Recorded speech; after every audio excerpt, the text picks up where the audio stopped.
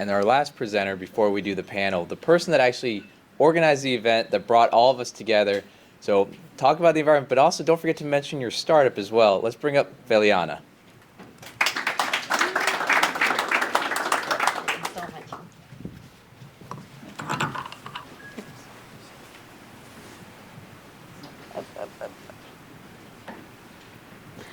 So hi everyone. Well, talking in front of this expert audience and after 3 amazing leaders, I believe that it's a lot of pressure, but a huge, of course, honor for me. So thank you very much for coming. Thank you, Sean. Thank you, Pak Nugroho. And also thank you, Aziz, for the amazing presentation. I'm Veliana Citradewi, the founder of LiVert. We are the Uber pool of shipping.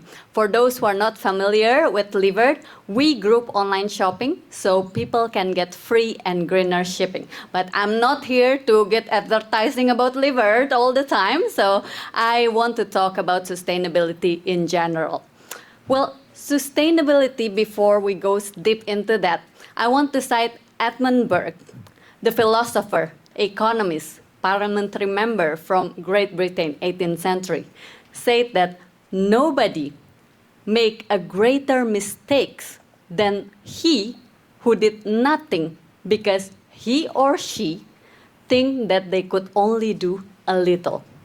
So he preached also for intergenerational responsibility between the living, the dead, and also the yet unborn.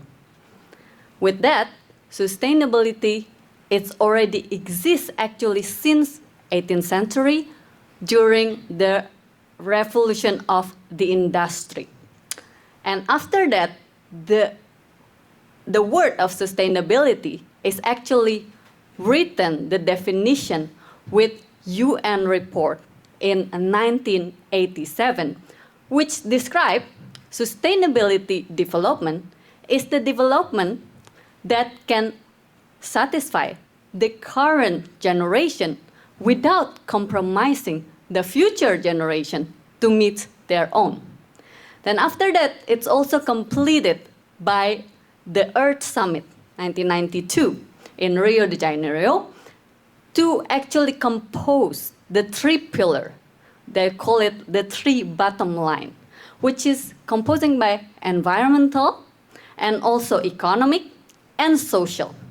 They also stated to create a sustainable society, these 3 pillars need to be in balance.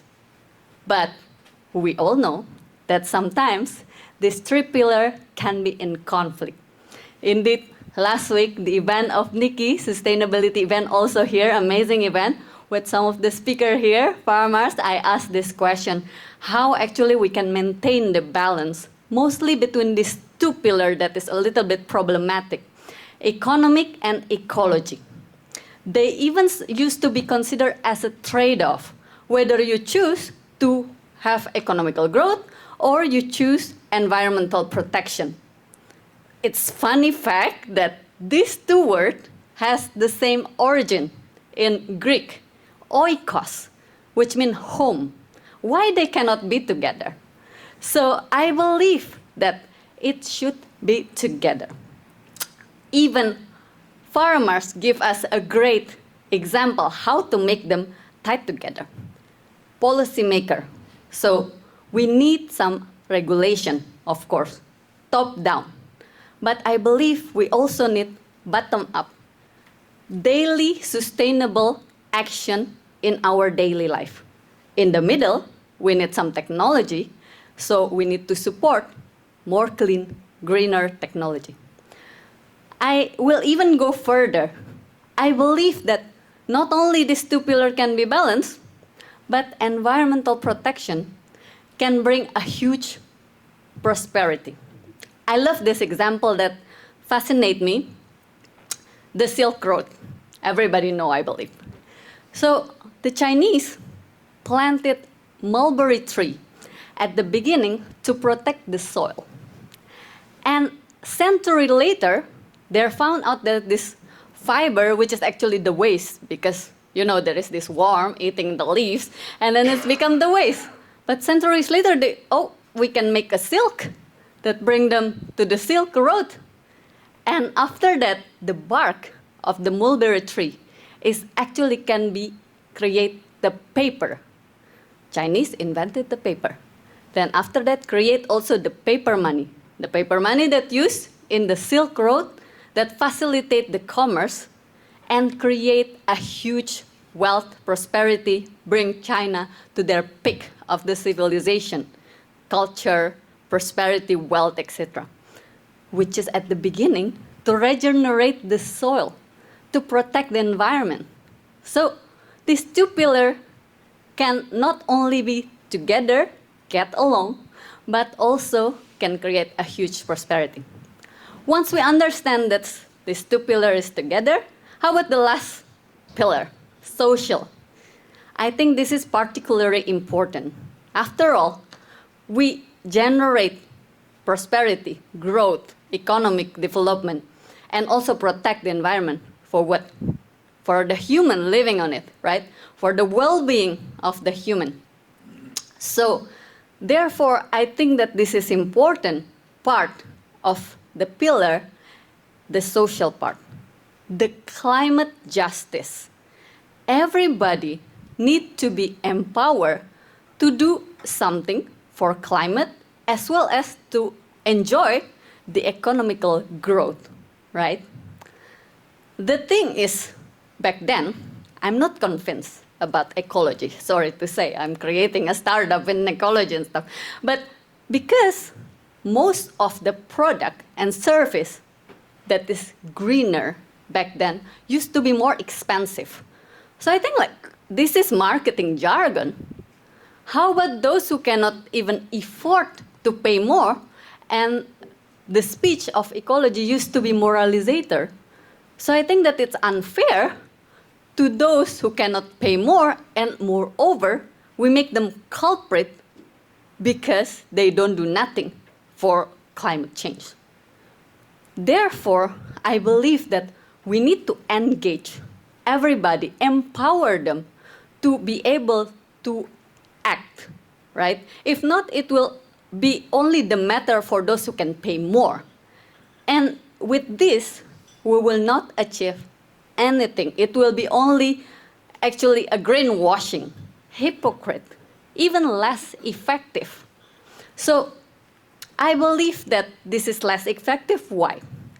2014 report of Intergovernmental Panel of Climate Change stated that the group of people that is disproportionately impacted by the climate change are those who are the less fortunate. And more sad even, they are those who can do the least for climate change. So I believe that we need to empower and give the tool for these people that is, they are the main concern of what is happening to engage, right? And without that, it will be like pointless. And also, I believe that they need to have a power to fight against the disaster in this world that impacted their community. Impacting also my grandmother homeland from Borneo, by the way. When I heard that 3 billion of tree, it's cut every year, only for packaging. 25% of the CO2 emitted in the city is because of our merchandise shipping. So I was thinking that this is 10% of the global CO2 contribution every year. Therefore, in my very small and little humble way, I would love to create a solution that can give people a possibility to save money and also increasing their purchasing power, in the same time reducing their daily waste effortlessly with this collaborative power. So a little bit contribute to democratize the value of ecology, but also make them become inclusive. Because I believe that everybody in the world is consumer, right? 1/3 buy online. And in the US, 2/3. So it's 2.6 billion of people. Imagine how great the impact that they would have. So therefore, I believe that everybody in the world have the power to actually act for climate change. And we need to include them to actually act for the more sustainable future.